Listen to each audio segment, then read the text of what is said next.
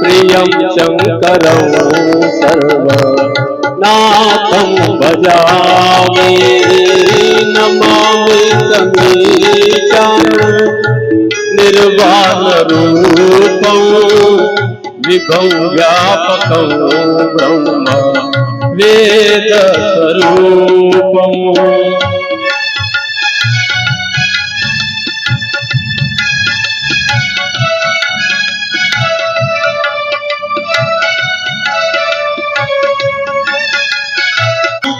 प्रगल्भं परेशम् अखण्डम् अजम् कलातीत कल्याण कल्पान्तकारी सदा सज्जनारी सदा सज्जनानंद दाता पुरारी चिदानंद संदोह मोहापहारी प्रसिद्ध वेद स्वरूपम्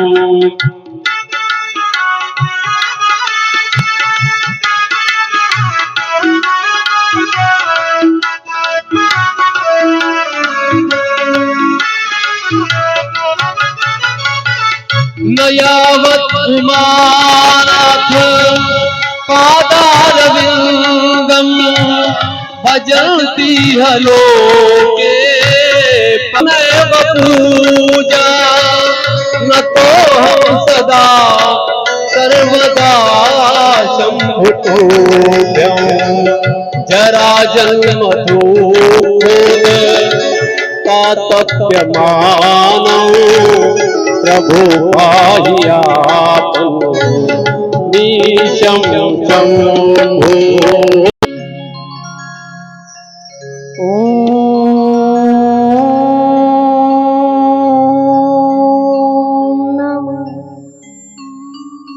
भगवते वासुदेवाय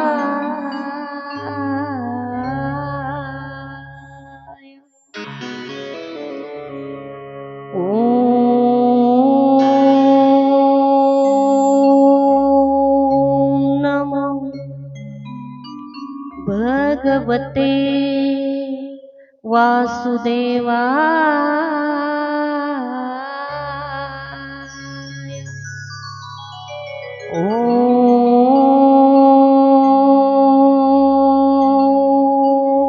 नमो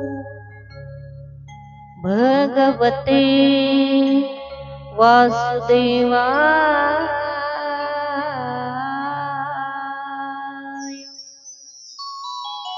वक्रतुंड महाकाय सूर्यकोटि समप्रभ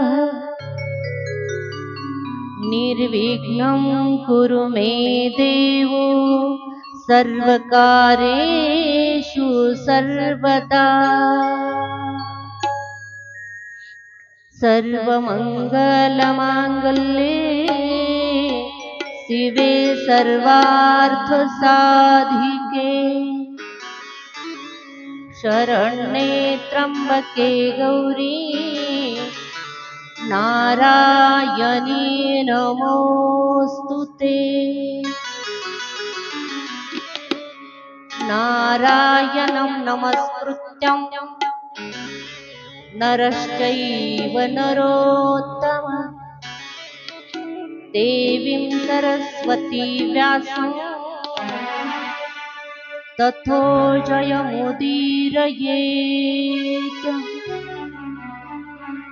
गुरुर्ब्रह्मा गुरुर्विष्णु गुरुर्देवो महेश्वरा गुरु साक्षात् परब्रह्म तस्मै श्री गुरवे नमः।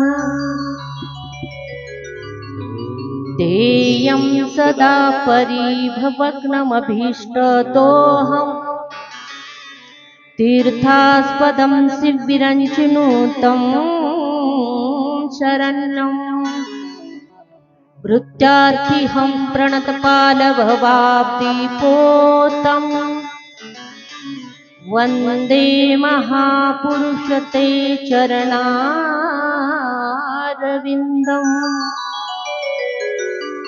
बंसी विभूषित कराण्डवनीरदाः पीताम्बरातरुणबिम्बफलाधरोष्ठात् पूर्णेन्दुसुन्दरमुखादरविन्दनेत्रात् कृष्णात् परम किमपि तत्त्वमहं न जाने। कृष्णस्त्वदीयपदपङ्कजपञ्जरान्ते आद्यैव मे विशतु मानसराजहंस प्राणप्रयाणसमये कफवातपित्तैः कण्ठावरोधनविधो स्मरणं कुतस्ते। कर्पूरगौरं करुणावतारम् संसारसारं भुजगेन्द्रहारं सदा वसन्तं हृदयारविन्दे भवं भवामि सहितं नमामि। कैलासराना शिवचन्द्रमौळि फणीन्द्रमाता मुकुटी जलाळि कारुण्य सिंधो भवदुःखहारी तुझवीन शंभो मज कोण तारी।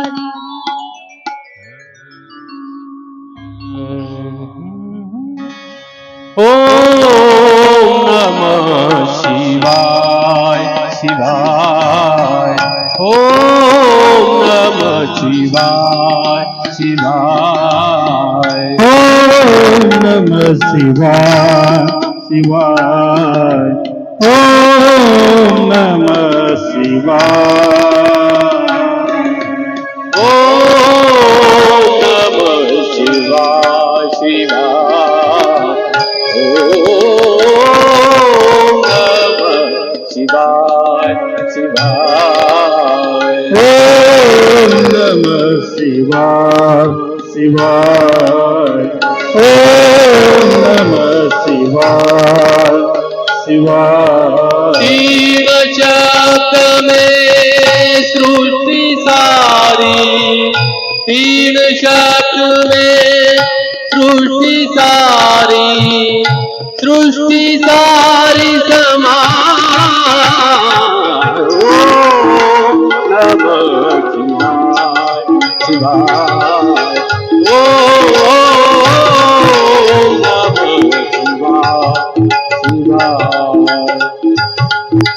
ओम नमः शिवाय शिवाय। ओम नमः शिवाय।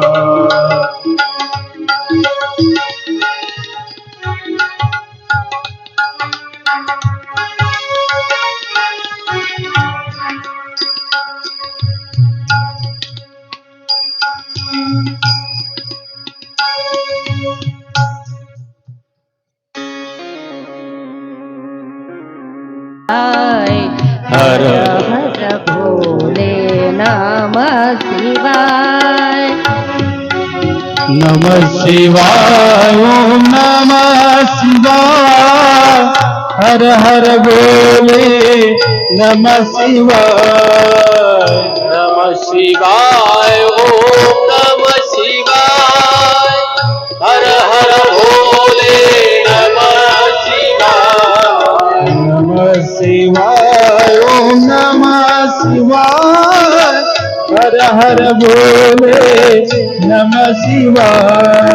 नमः शिवाय। ओम नमः शिवाय। हर हर भोले नमः शिवाय। ओम नमः शिवाय। ओम नमः शिवाय। हर हर बोले नमः शिवाय। नमः शिवाय। ओम नमः शिवाय।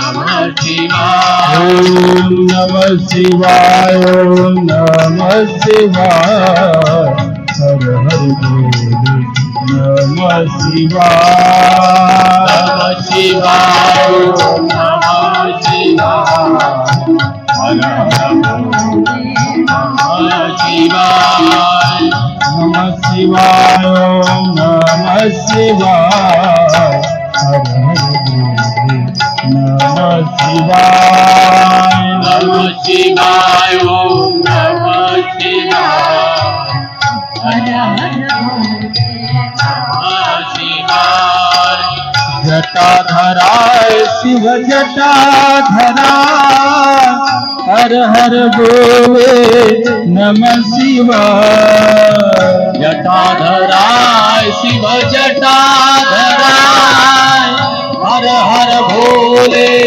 नमः शिवाय गंगाधराय शिव गंगाधराय हर हर भोले नमः शिवाय गंगाधराय शिव गंगाधराय हर हर भोले नमः शिवाय ओम नमः शिवाय ओम नमः शिवाय हर हर भोले नमः शिवाय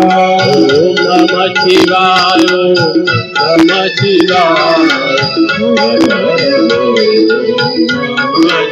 हर हर भोले नमः शिवाय ओम नमः शिवाय ओम नमः शिवाय हर हर भोले नमः शिवाय नमः शिवाय ओम नमः शिवाय हर हर भोले नमः शिवाय ओम नमः शिवाय ओम नमः शिवाय हर हर भोले नमः शिवाय नमः शिवाय ओम नमः शिवाय हर हर भोले नमः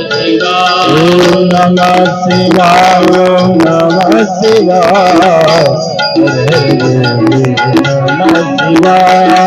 नमः शिवाय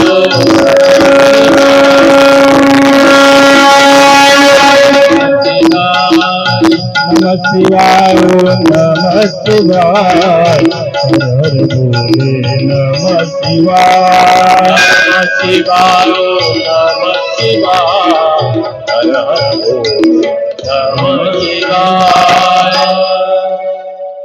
बोल सांब सदा शिव भगवान की जय हर हर महादेव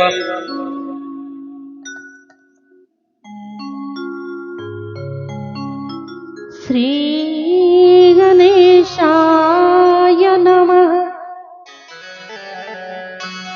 श्री गणेशाय नमः श्री सरस्वते नमः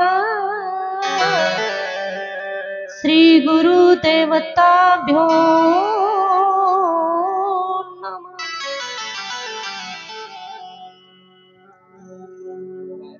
कर्पूर गौरम करुणावतारम संसार सारम भुजगेंद्रहरम सदा वसंतम हृदयारविंदे भवं भवामी सहितं नमामि अखिल कोटी ब्रह्मांड नायक भक्तवांच कल्पतरू अकारण करुणा वरुणालय भगवान सांब सदाशिव यांची प्रतिवाङ्मय स्वरूपा श्री शिव महापुराण यांच्या चरणी माझे कोटी कोटी वंदन आहेत. त्याचप्रमाणे तुमच्या माझ्या सर्वांच्या हृदयामध्ये विराजमान माझा पंढरीश पांडुरंग परमात्मा त्याच्या चरणारविंदी सुद्धा माझे कोटी कोटी वंदन आहेत. मुक्त कैवल्य तेजोनिधी भगवान ज्ञानोपाराय जगद्गुरु श्री संत तुकोबाराय आदिशक्ती मुक्ताबाई श्री संत जनाबाई श्री संत बहिणाबाई शांती ब्रह्मनाथ बाबा प्रेममूर्ती नामदेवराय श्री स्वामी समर्थ गजानन महाराज आदी करून सकल साधू संतांच्या चरणारविंदी माझे कोटी कोटी वंदन आहेत. त्याचप्रमाणे माझ्या भगवंताच्या या धर्म दरबारामध्ये उपस्थित तुम्ही सर्व साधू संत, ज्ञानवंत, गुणवंत, वयोवृद्ध, तपोवृद्ध, सर्व लहान थोर श्रोत्यांच्या चरणी माझा साष्टांग प्रणिपात आहे.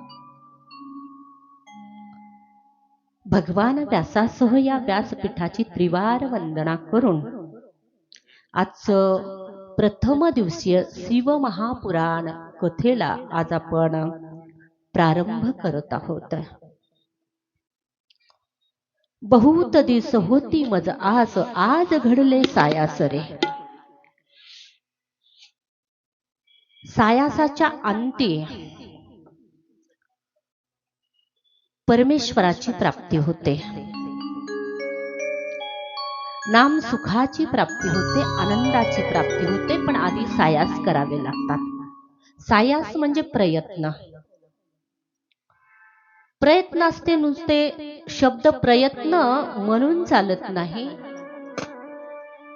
त्याच्यासाठी स्वतःला झिजवून प्रयत्न करणं, त्याला प्रयत्न म्हणावं. आणि मग एक फार सुप्रसिद्ध म्हण आहे, प्रयत्ने वाळूचे कण रगडिता तेलही गळे. आता वास्तविक वाळूचं तेल खाल्लंय का कोणी? पाहिलं सुद्धा नाही.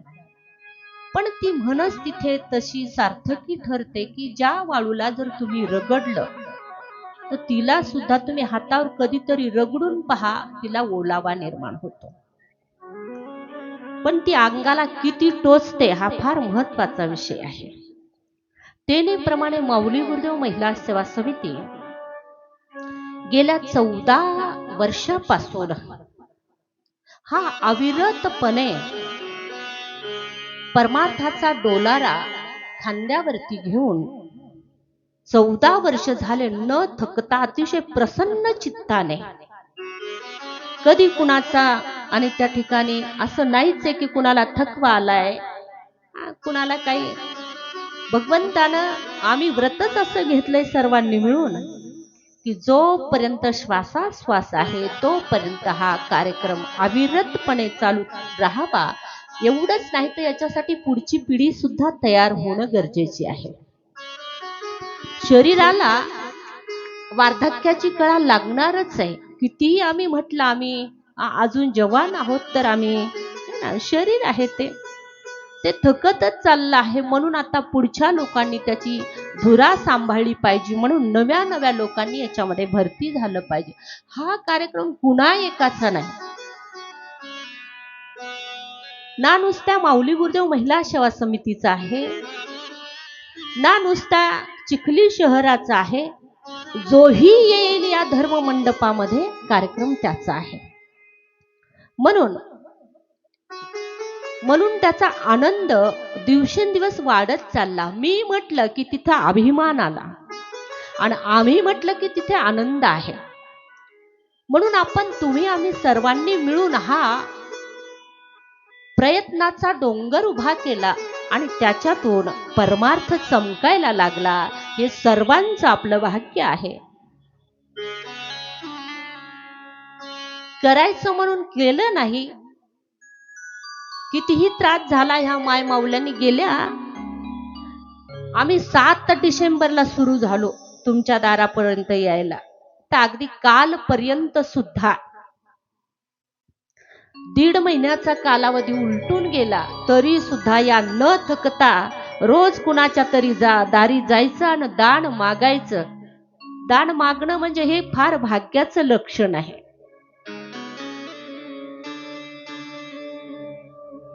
तुकोबा रायासारखा महात्मा दान मागतो, आमच्यासारख्याच काय आहे. तुकोबा राया जेव्हा सज्जनाच्या दारी जातात, संतांच्या दारी जातात, तेव्हा अंतःकरणातली इच्छा बोलून दाखवतात. आलो दान मागायास थोर करून यास.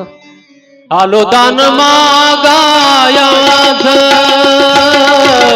आलो दान मागायास, आलो अनुदान मागायाच अनुदान मागायाच अनुदान मागायाच अनुदान मागायाच अनुदान मागायास अनुदान मागायास थोर करोनिया थोर करोनिया अनुदान मागायाच अनुदान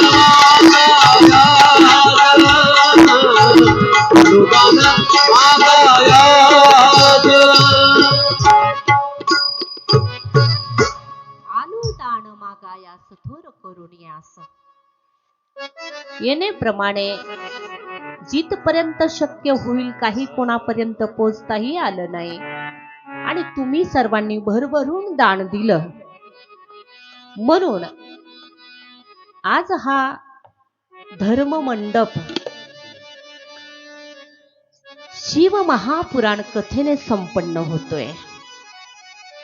आपल्या व्यासपीठानं गेली 13 वर्ष श्रीमद भागवताची सेवा केली. पण यावर्षी समितीने निर्णय घेतला की यावर्षी शिव महापुराण कथा आपल्या व्यासपीठावर संपन्न व्हावी.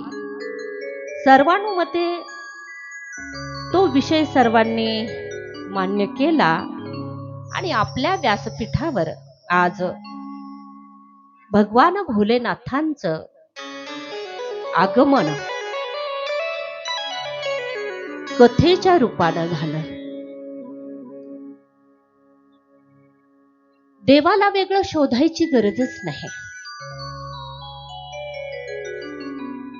भगवान भोलेनाथ आज शिवमहापुराणाच्या रूपानं या ठिकाणी विराजमान आहेत, विद्यमान आहेत. तुमचं माझं परम भाग्य आहे. लोकोत्तर शिव महापुराण करण्याला आमच्या प्रदीपजी मिश्रा बाबांचा फार मोठा वाटा आहे.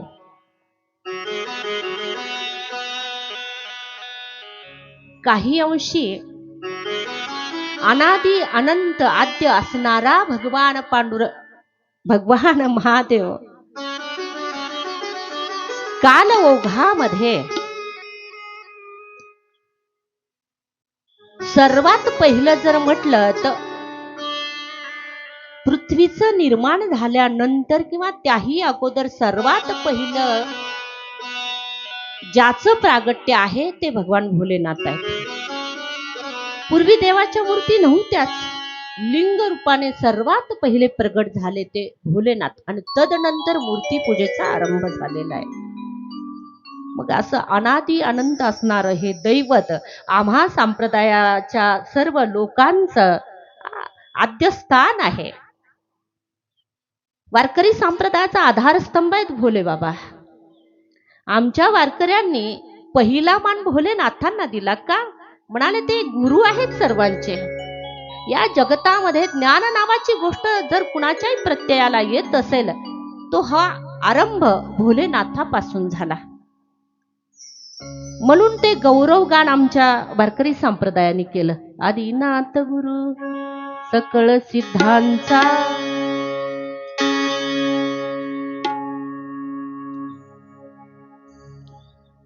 मच्छिंद्र तयाचा मुख्य शिष्य मच्छिंद्राने बोध गोरक्षासी केला. गोरक्ष ओळला गहिनी प्रसादे निवृत्ती दातार ज्ञानदेव सार चोजविले. सर्वात पहिले महावैष्णव जर कोण असतील तर माझे भोलेनाथ आहेत. भागवताने सांगितलं वैष्णवानाम यथा शंभू. नाथ बाबा सुद्धा म्हणतात है ना, एका जनार्दनी वैष्णव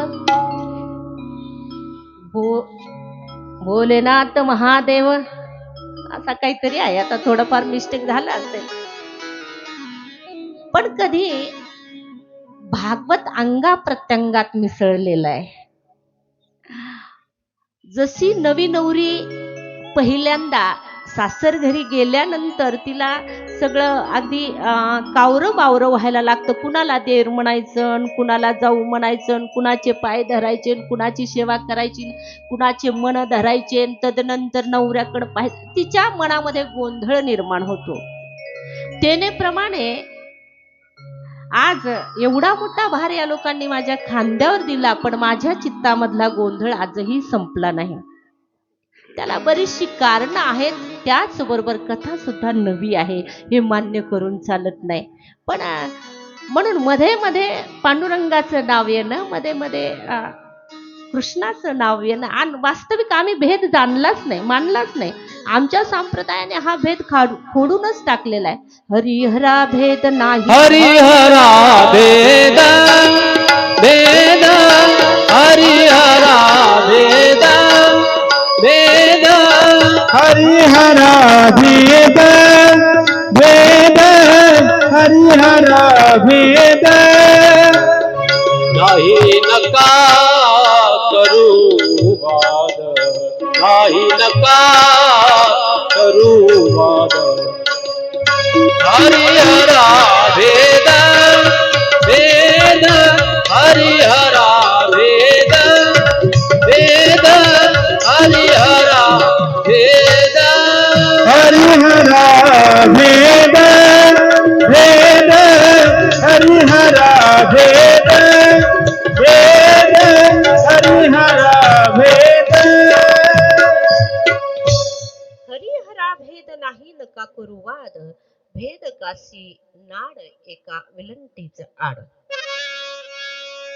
भेद करणाऱ्यामध्ये तेवढाच फरक आहे, फक्त हरीवर विलांटी दिली आणि हर बिना विलांटीचा ठेवलाय, एवढाच. आणि त्या दोन नावामध्ये फरक आहे, पण दोन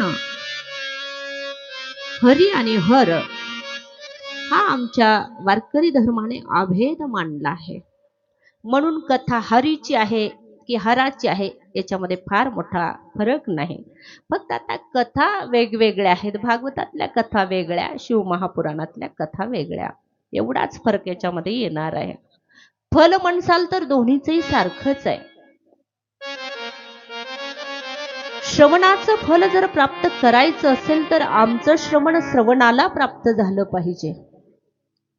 आम्ही फक्त ऐकायचं म्हणून जर ऐकत असू तर शिवमहापुराण नाही, आणखी कोणतंही पुराण आपल्या पुढे ठेवलं तर त्याची फलशून्यता आपल्याला प्राप्त होईल.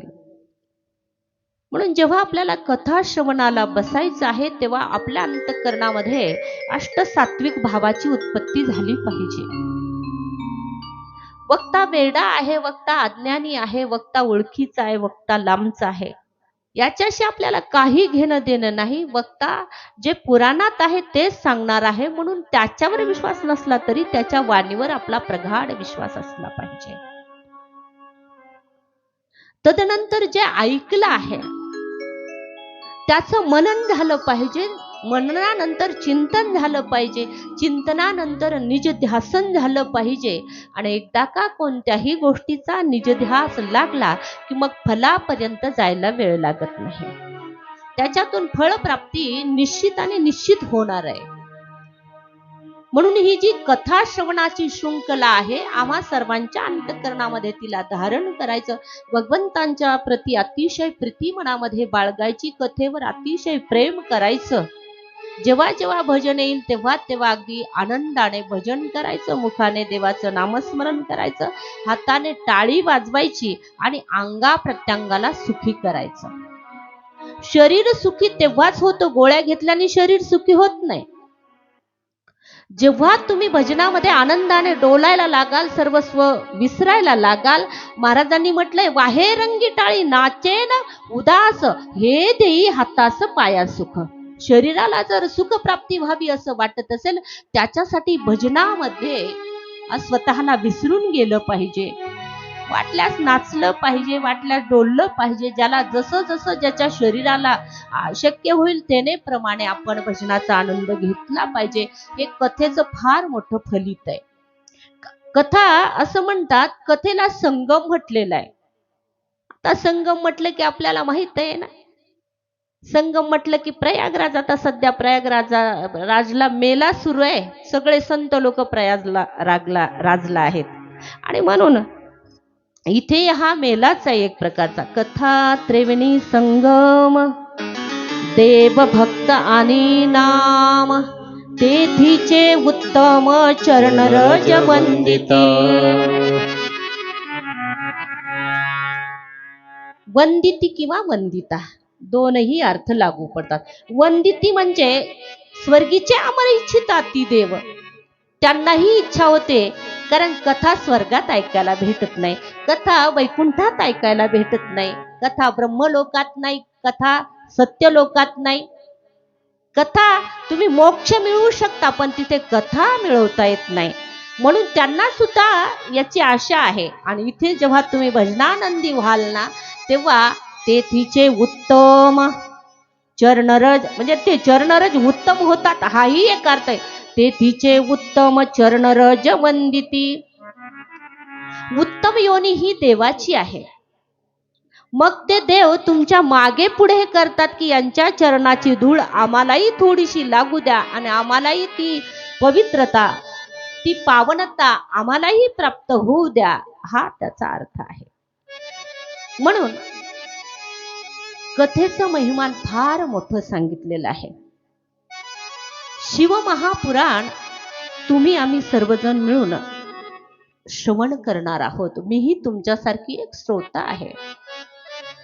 करता करविता माझा पांडुरंग आहे, माझा गजानन आहे, माझे भोलेनाथ आहेत. ते जसं वदवून घेतील तशी कथा तुमच्यापर्यंत येत राहील. मी निमित्त मात्र इथं बसलेली आहे. ही वाणी माझी नाही, हे शरीरही माझं नाही, हे सर्व त्याचं आहे. दिले इंद्रिय हातपाय कान, डोळे मुख बोलाया वचन, जेणे तू जोडशी नारायण येणे प्रमाणे, हे सर्व त्याने दिलं आहे आणि तोच चालवणारा आहे. म्हणून याच्यावरती गर्व करण्यासारखं आपलं काहीच हातात नाही, आहे नाही. पाय दुखतात म्हणून गोळ्या घेतल्या तरी पाय राहतीलच असं सांगतात नाही. जोपर्यंत गोळ्या आहेत तोपर्यंत पाय राहतात. पण आपल्या प्रारब्धामध्ये जेवढं दुःख आहे तेवढं आपल्याला भोगावंच लागणार आहे. शरीर जरी आम्ही आमचं म्हणत असलो तरी सुद्धा भोग देणारा परमेश्वर आहे, सुख देणारा परमेश्वर आहे. म्हणून हे सगळं त्याचं आहे आणि तुम्ही सुद्धा त्याच्या रूपानं माझ्या पुढे विराजमान आहात. हरी प्रभू तुम्ही महेशाच्या मूर्ती, मी दुबळा अर्चितसे भक्ती. हे बोल जरी गुंगावती, तरी स्वीकारा नक्की. म्हणून आपल्या सर्वांची भक्ती सेवा करण्याचा योग माऊली गुरुदेव सेवा समितीने माझ्याकडे दिला आहे. माझं परम भाग्य आहे. आजपासून 7 दिवस तुम्हाला मला शिवमहापुराण श्रवण करायचे आहे. प्रत्येक ग्रंथाला आधी प्रस्तावनेमध्ये महात्म्य आलेलं आहे आणि तोच नियम प्रत्येक पुस्तक असू द्या, कादंबरी असू द्या, उपन्यास असू द्या, त्याला पुढे पुढे तो लागत गेला. एखादी कादंबरी असेल तरी सुद्धा ती कशी आहे, तिच्यामध्ये काय काय आहे ते नमूद करण्यासाठी काय देतात?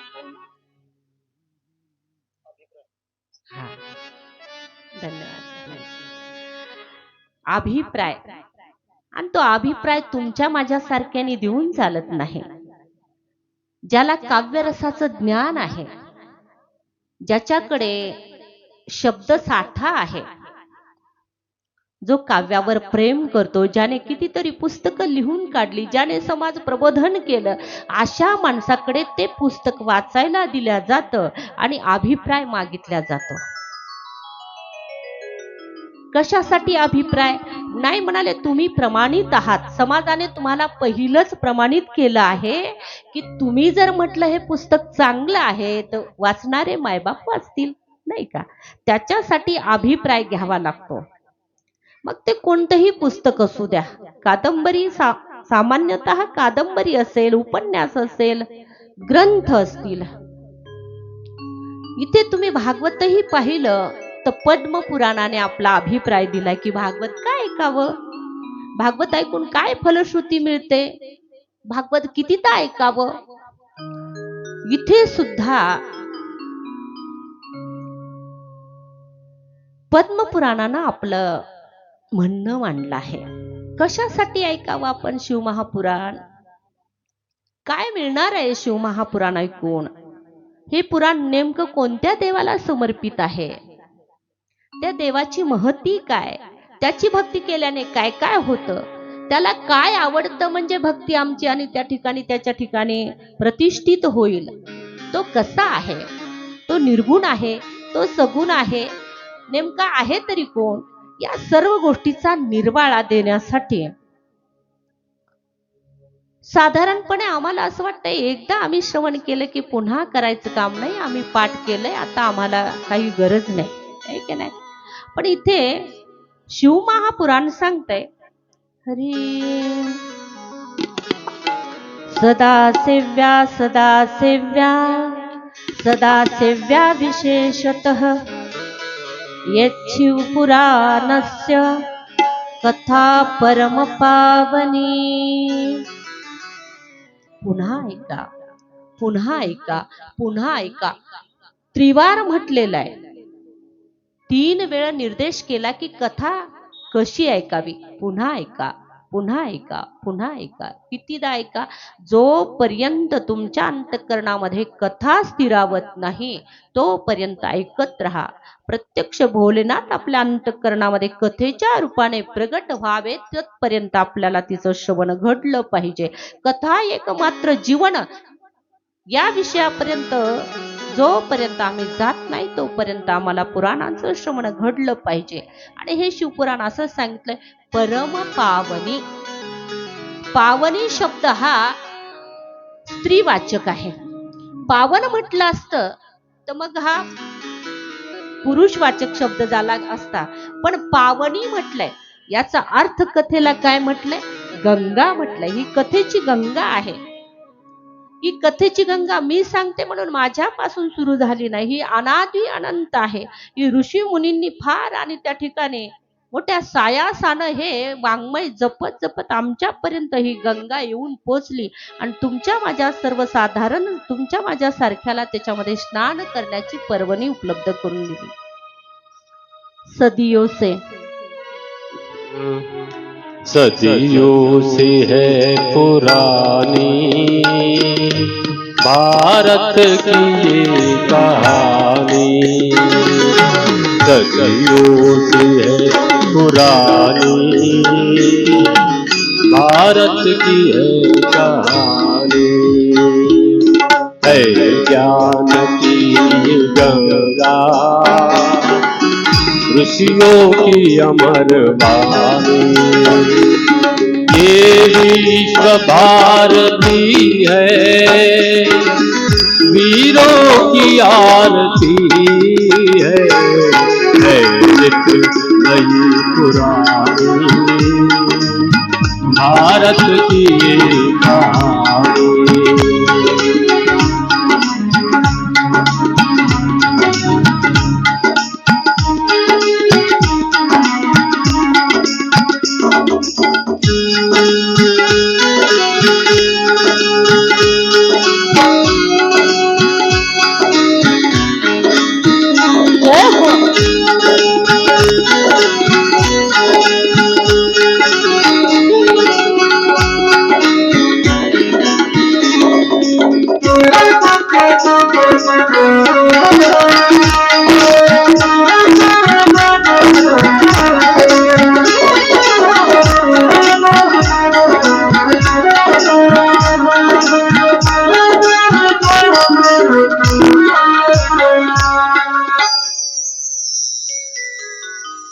ही ज्ञानाची गंगा अविरपासून तिचा उद्गम झालेला आहे. जेव्हा हिचा पहिला उगम झाला त्याचे वक्ते आहेत आहेत आदिनाथ भोलेनाथ. पहिलं पुराण जेव्हा जन्माला आलं त्याच्यामध्ये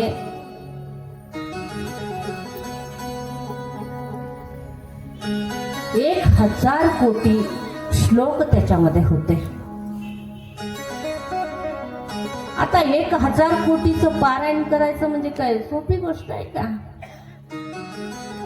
मग त्याच्यामध्ये व्यासासारख्यांनी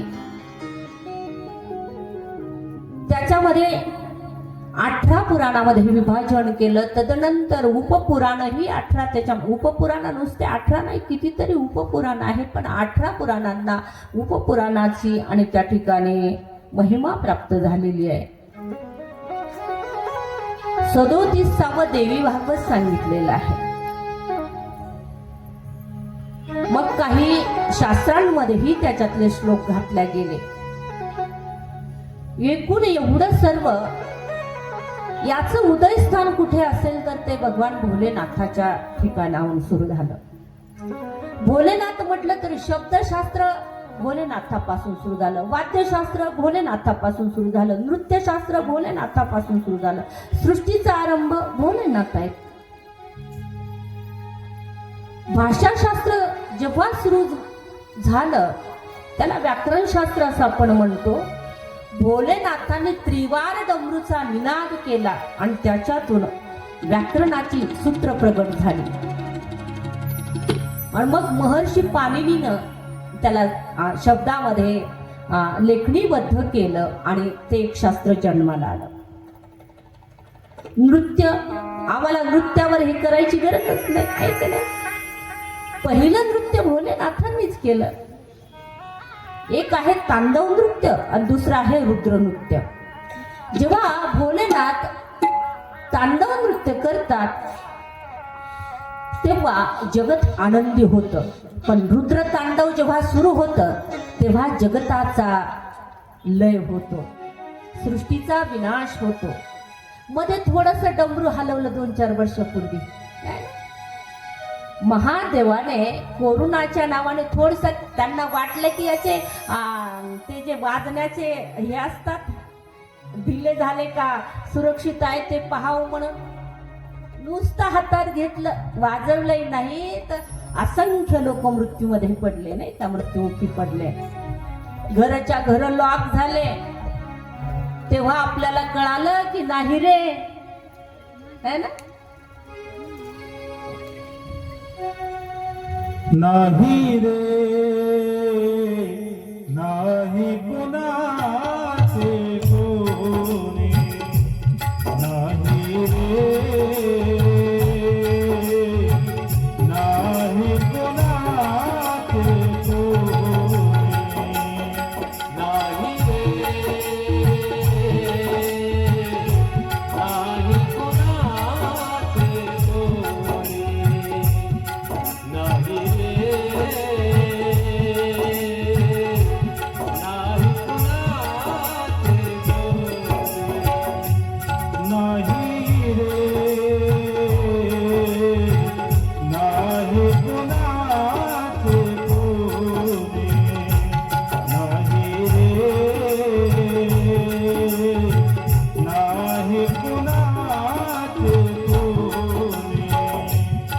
नाही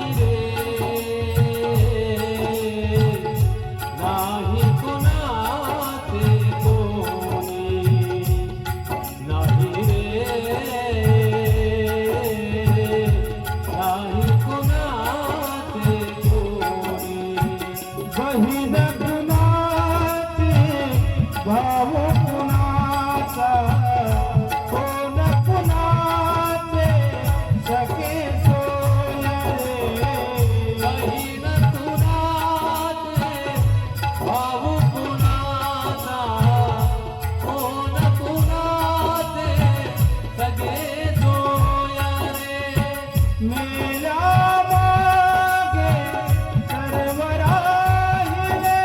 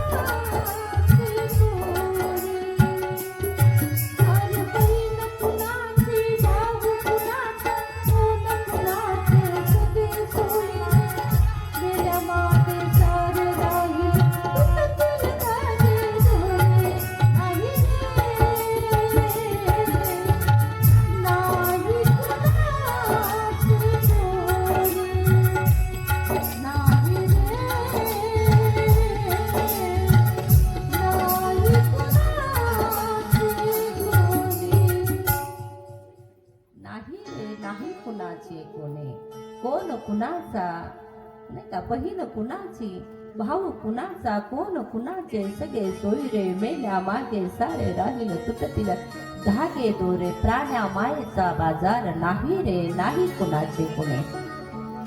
कोरोनाने दाखवून दिलं. आतापर्यंत साधू संत आम्हाला नित्य सांगत राहिला, अरे तू यांना माझं माझं म्हणतोय, पण हे तुझे नाहीत बरं. कळो येईल अंतकाळी प्राण प्रयाणाच्या वेळी, राहती निराळी रंडा पोरे सकळ. सगळे बाजूला राहतात, ज्याचं दुःख त्याला सोसावं लागतं. पण हे खरं कळून दिलं ते कोरोनाने. बापाच्या मयतीला मुलगा हजर नाही, मुलाच्या मयतीला बाप हजर नाही. नवऱ्याला जर कोरोना झाला असेल तर बायकोने कुत्र्यासारखी भाकर, हा, नाही रे नाही कुणाचे कुणे. जोपर्यंत आपल्यामध्ये दुसऱ्याला सुख देण्याची क्षमता आहे तोपर्यंत लोक आपल्याला आपलं समजतात. ज्या दिवशी तुमच्याकडून दुःख द्यायला प्रारंभ झाला ना, तेव्हा जवळची माणसं सुद्धा लांब गेल्याशिवाय राहत नाही. हा नियतीचा नियमच आहे, पूर्वापार चालतच आलं हे. आणि म्हणून 18 पुराण, 18 उपपुराण सर्व याचे आद्यकर्ते जर कोण असतील तर ते भोलेनाथ आहेत. पुराण श्रवणाचा पहिला मान कुणाला मिळाला तर तो मिळाला आदिशक्ती मा पार्वतीला. प्रत्येक पुराणाचे वक्ता, रामायणाचे वक्ता कोण आहेत म्हणाले भोलेनाथच आहे. आद्यकवी वाल्मिकांनी नंतर ते शब्दबद्ध केलंय, पण पहिलं पुराण रामायण आणि त्या ठिकाणी महादेवाने सांगितलेलं आहे. मग स्त्रियांना परमार्थाचा अधिकार नाही, हक्क नाही हे म्हणणं चुकीचंच आहे. अनादी कालापासून तिला अधिकार होता, तिला आहे आणि तिला यावश्चंद्र दिवा करो राहणार आहे. स्त्रिया आहेत म्हणून संस्कृतीची जपणूक होते हे टाळून चालणार नाही. स्त्रिया नसता तर परमार्थ नामशेष होण्याच्या मार्गावर आला असता. टोप्यावाले धोत्रावाले किती काय मोजा बरं. संप्रदाय ज्यांना वाटतंय संप्रदाय आमच्यामुळे चालतो, मोजा किती माणसं आहेत हे. पण स्त्रिया जर आता आज पहा तुम्ही, इथे जर मंडपामध्ये स्त्रिया जर नसत्या तर मग काय केलं असतं तुम्ही आणि आम्ही, नाही का. म्हणून संस्कृतीची जपणूक असेल, परमार्थाची धुरा असेल. मला असं वाटतं की माझ्या बहिणाबाई सांगतात की बहिणी फडकती ध्वजा, जोपर्यंत मंदिर पूर्ण होत नाही त्याच्यावर ध्वजा आणि कळस दोन्ही गोष्टी लागतात. पण नुसता कळस असून चालत नाही. वाऱ्याच्या दिशेने प्रवाहित होणारी ध्वजा सुद्धा कितीतरी दुरून माणसाला खुणावत असते. हा इकडे या, मंदिर आहे इथे, तुमच्या दुःखाचं निवारण इथं होईल. या तुम्ही कसेही या, कोणत्या जातीचे असू द्या, कोणत्या पातीचे असू द्या, कोणत्या धर्माचे असू द्या, स्त्री असू द्या, पुरुष असू द्या, कसेही असू द्या, कोणत्याही दुःखाने तुम्ही पीडित आहात ना, तरी सुद्धा मंदिरामध्ये या. कोण सांगतं हे? मंदिराची समिती सांगते का? अध्यक्ष उपाध्यक्ष नाही, नाही, हे काम ध्वजेच आहे. आणि म्हणाले कळस काय करतो? कळस तुम्हाला त्या ठिकाणी, कळस माणसाला अभिमान रहित करतो. मंदिराचं दर्शन घेण्याच्या अगोदर कळसाचं दर्शन घेण्याची पद्धती आहे. कळस खाली पाहून दर्शन घेता येत. हा, जोपर्यंत आम्ही आणि त्या ठिकाणी उंच मान करत नाही, संसाराच्या भाराने वाकलेली मान आमची कधीच लवकर